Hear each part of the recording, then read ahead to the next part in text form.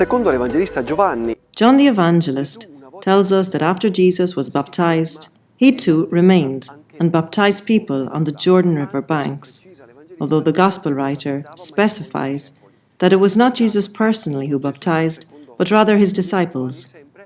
At a certain moment, John tells us that Jesus heard that the Pharisees had found out that he was baptizing, and therefore they connected him with John the Baptist. So when Jesus heard this, he decided to leave Judea and come here to Galilee.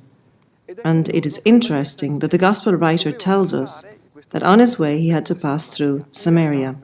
In reality, it was not obligatory, because from a geographical point of view, he could have gone through the Jordan Valley.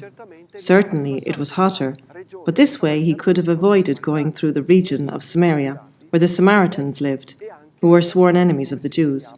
And also he could have avoided going through the area where he risked becoming legally impure. So why was it necessary? From the context, we understand that it was a necessity because of love. He did it in order to arrive at those furthest away. In fact, during his journey, Jesus went through a city of Samaria called Sychar, and at noon, in the heat of the day, at midday, he stopped close to a well that belonged to Jacob the father. In this context, a Samaritan woman came, and there a conversation began. A conversation that is full of theological ideas and perspectives. We can look at only some of these characteristics. Essentially, Jesus, what did he do? At the level of imagery, he was rich, but he became poor in order to meet with this woman's poverty, and he entered into contact with her. From this conversation, we see that at the beginning, this woman said to him, "You are a Jew," and she sees him as a Jew, which in this context of John chapter 4 means that you are an enemy. And so, why do you ask me for water? As the dialogue with Jesus continues, she calls him Lord. Clearly, it is not a Christological title, but shows courtesy and respect. She is respectful of him. And the third point, she says, "Are you greater than our father Jacob?" So we can see that she begins to give a more important perspective to this stranger who is before her. Fourthly, she says, "Are you a prophet?" And fifthly, when she went to give witness to others in the village, she said, "Perhaps this is the Messiah." She began with the Jew, therefore enemy, and now perhaps he is the Messiah. He did this also for captatio benevolentia towards the Samaritans. So how did Jesus do this? Go from being considered a Jew to being welcomed as the Messiah? We can see three fundamental points, which we can read together from chapter 4 of John's Gospel in verse 7. A woman of Samaria came to draw water. Jesus said to her, "Give me a drink." This is interesting. Jesus is thirsty. Without being thirsty, we cannot be evangelizers. We won't be credible witnesses.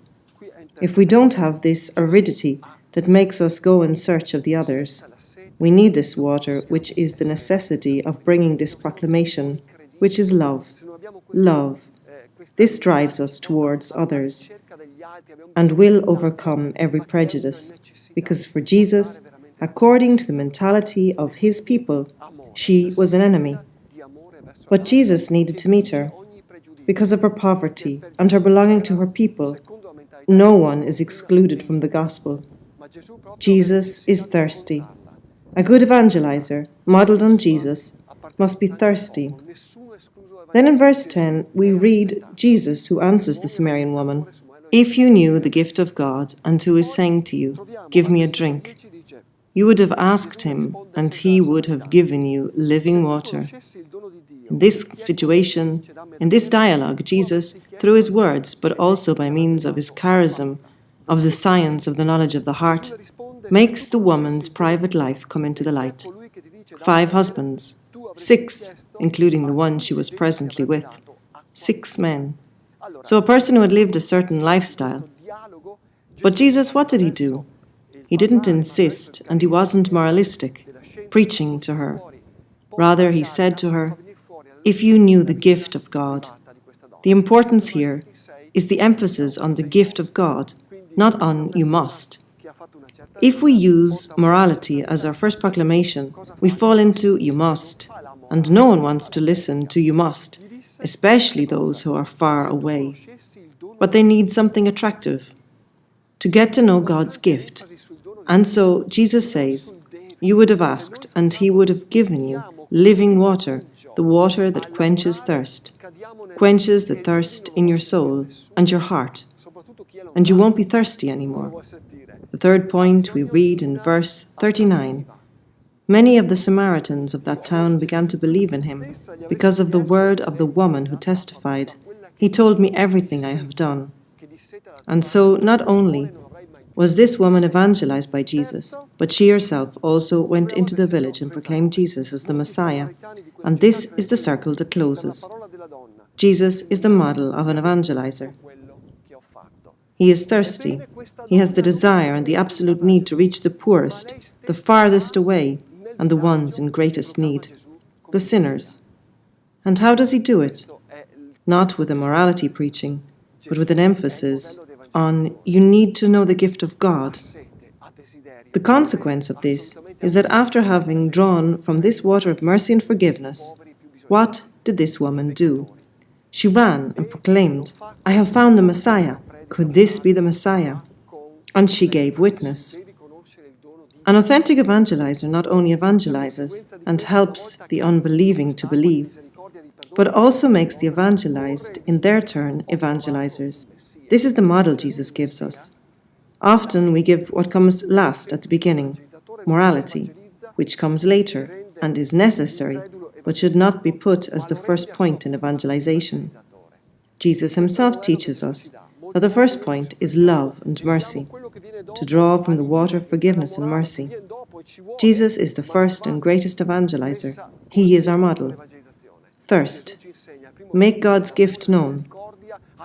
What is the result? That not only does the person become evangelized, but also becomes an evangelizer. This is my prayer for us all, that we will experience this living water and go immediately and give witness. Witness that we have encountered it. This water that Jesus gives really quenches. Until the next time from the Sea of Galilee.